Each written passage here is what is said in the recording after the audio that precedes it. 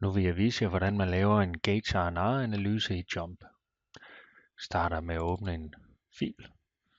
Så vi har en fil her, hvor vi har en række, hvor vi kan se, hvilket emne er det, vi har målt på, hvilken operatør har målt, hvilken nummer af målingen var det, og hvad blev der målt.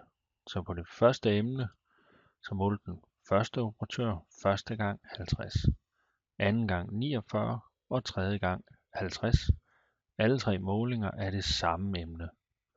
Så hernede finder vi så operatør 2, med vedkommende har målt igen på emne nummer 1. Så 50, 48, 51. Når vi skal lave gauge R&R-analysen i JUMP, så skal vores datatype her for emnerne, den skal vi lige have ændret til, at den bliver nominal. Så det gør vi lige.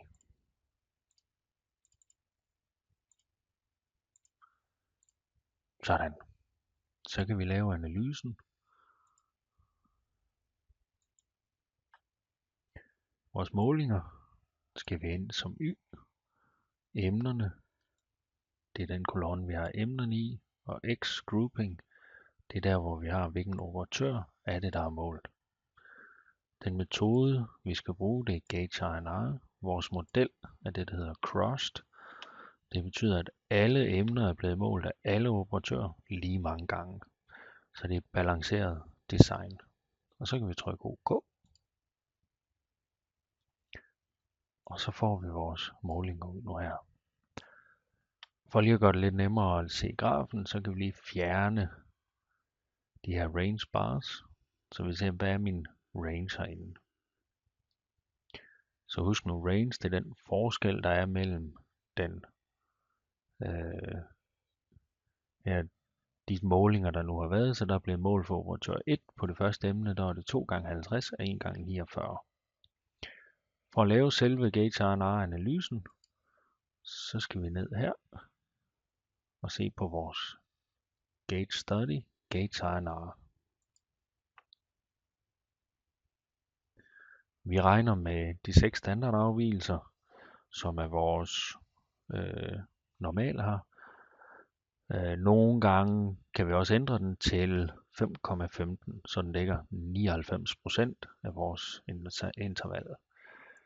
Specifikationsgrænserne her, skal lige have ændret det, så det er specifikationsgrænserne, vi indtaster. I det her tilfælde er de 40 til 60.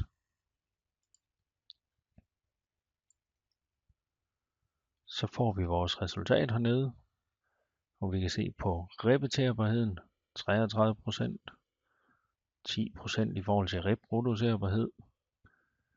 Den vi er interesseret i, det er den her nede, den samlede gauge R&R, 35% af tolerancen. Det her tal skal helst være under 30.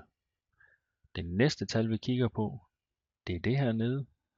Det er også den vi kalder procent R og R, eller GRR procent. 73,4%. Den skal helst være under 30 også. Den vigtigste vi har, det er den heroppe i forhold til tolerancen. Det er den, der fortæller os, om vores målesystem det kan skelne mellem gode emner og dårlige emner. Den her nede, procent RR, fortæller os, i hvor høj grad kan vores målesystem skelne mellem de forskellige emner. Stadigvæk inden for den variation, der nu er mellem emnerne.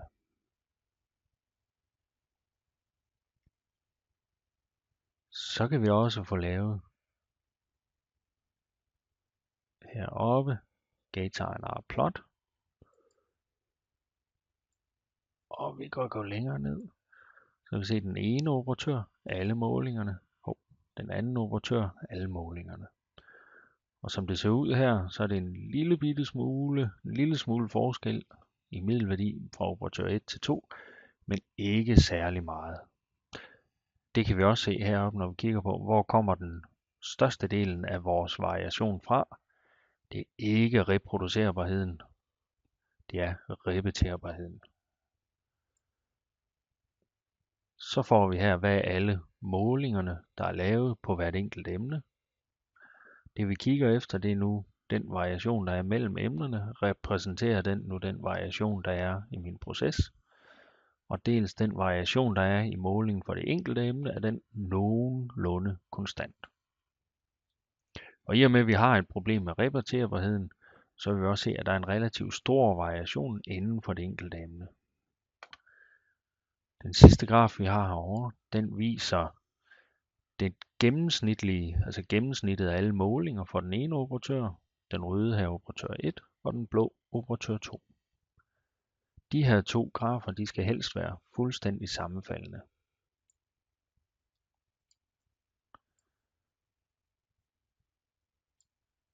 Her får vi også et bud på, hvad den standardafvigelse er inden for vores måling her, operatør 1.